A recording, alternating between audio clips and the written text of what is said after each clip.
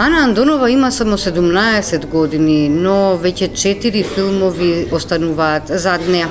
Како автор и режисер се запишува на сите овие филмови кои што ги изработи во изминатите години. Последниот филм, Секунда до вечноста, ангажираше само еден актер, но испрати единствена порака.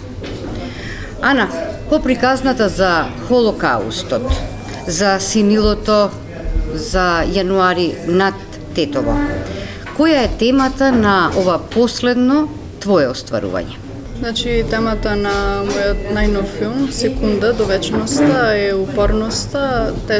Упорноста сум ја прикажала преку балетот како уметност која бара многу голема упорност и желба. Младата Мартина Стериоска е единствениот актер во филмот Секунда до вечноста. Како ја доживуваш својата позиција? Беше ли тоа товар за единствениот актер кој се представува? Ми беше задоволство да работам со Ана и со останатите. Не беше голем товар, но сепак требаше напорно да се работи и со труд.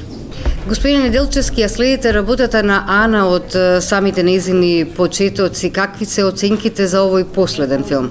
На прв поглед, филмот Секунда до вечноста е филм за една балерина, за една нејзина случка во нејзиниот живот, но сметам дека филмот носи многу подлабоки значења и можем да кажем дека е, дали свесно или несвесно, тоа го направила Ана, но сепак сметам дека е тоа многу свесно и интелигентно направено. Филмот сметам дека е алегорија на време во сегашно и на потребата толку нам на сите нам потребна во денешно време и кога ќе ни се случат тешки и лоши работи, никогаш да не се откажуваме, секогаш да одиме понатаму, да се бориме за тоа што да го постигнеме, тоа што го сакаме во животот. Ана Андонова претходно со филмот Јануари над Тетово на меѓународен фестивал во Романија се закити со бронзен медал. По промоцијата и на најновиот филм Секунда до вечноста очекуваме нови успешни представувања.